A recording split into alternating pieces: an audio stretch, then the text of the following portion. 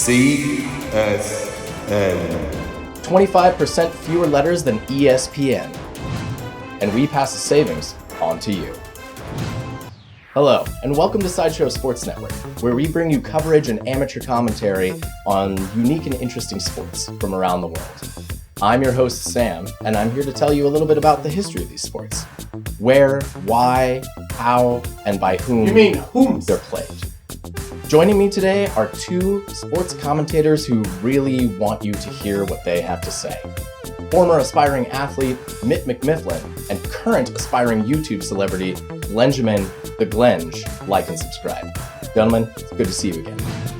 If you tuned into our last episode on the Norwegian sport of duds, or death diving, you might have found it to be high octane Norwegian. I was going to say a learning experience. After our last episode, we went from the diving board back to the drawing board. And we're excited to bring you new sports, new clips, new commentary. And this time, we're going to cover it even harder. We go from the man-made towers of duds to the towers made of men and women and children. Human towers are the basis of the sport Castell, which originated in the Catalonia region of Spain in the 18th century. In Castell, teams of living human people compete to create the tallest tower using only their bodies. Scoring is based on the number of levels and the number of people per level, but it doesn't count if the tower collapses. These towers have reached up to 15 meters or 50 feet high, as tall as a 4-story building. And the cherry on top is always a little kid. There are 4 official tenets in the Castellers' motto: strength, balance, courage, and common sense. And who better to judge what constitutes common sense than our own commentators? We go to them now live in Tarragona, Spain, where the largest Castell competition takes place every 2 years. Over to you. Thanks, Sam. Let's roll some clips. It's like a 3D version of Twister. Twister is already 3D. It's important that the little children on top, or tapas, still retain their baby teeth when crawling up the Castell. This makes for less permanent accidente when their teeth are inevitably extracted by a grown man's knee. Or elbow. Right you are. I wonder how tall the tallest possible Castell could ever be. Probably 5 people tall. This periwinkle team showing us the high dive of crowd surfing. Just like duds, but if the diving board was made of people, and the pool was also made of people. Instead of the smallest splash, you hope for the smallest crunch.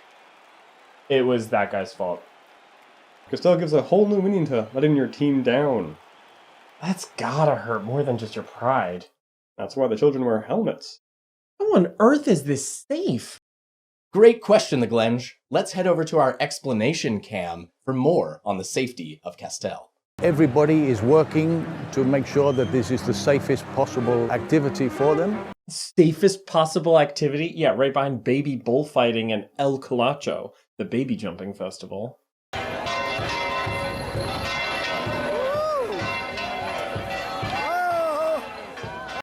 Spaniards trained from a very young age to be stepped on by a grown man. Now we have the blue team up using the bold tactic of having the people most afraid of heights on the top. Because they'll be the fastest climbers? I could never be the one on top. Oh, right, because of your fear of heights. No, because I'm getting fat. Right you are. Because of my fear of heights. How do they keep those white pants white? If I were at the top, mine would be completely brown by now. Gross. What? It's better than red. Have Have they ever tried putting the kids on the bottom? When I played this sport as a kid, we were on the bottom. And it didn't end well. Lost a lot of good toddlers out there in our Towers for Tots League. R.I.P. Timmy.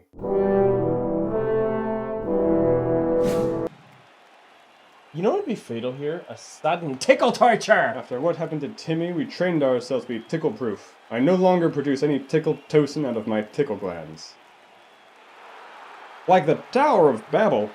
God said, yeah, no. That tower collapsed just like my last relationship. So it ended up with lots of men on top of her? No, it was actually also caused by children. The culprit for this collapse? Looks like this bad hombre. Sure does.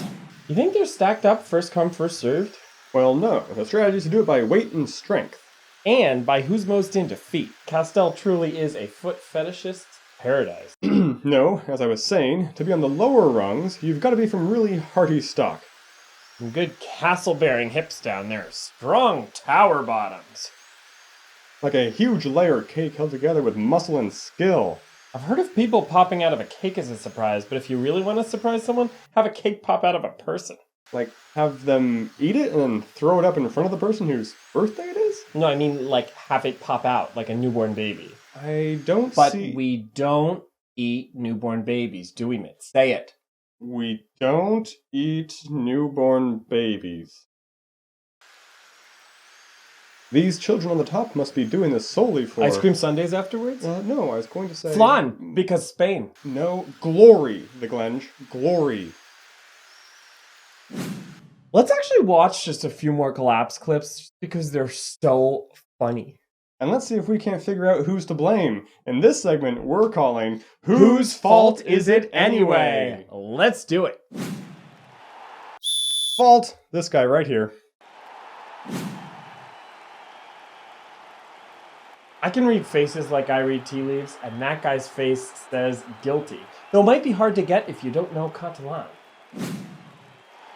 Senor Tower Collapser right here is doing what he does best. He's the MVP, mucho volatile pillar. Oh, for sure that girl this time. Does the Pope crap in the woods? I'd say the blame falls on this fella. The blame and half of the team. Okie dokie, that is all for the clips. Well, that was fun, but we wouldn't be a proper sports show if we didn't tell you who won. Sam, which tower was the tallest in the most recent competition?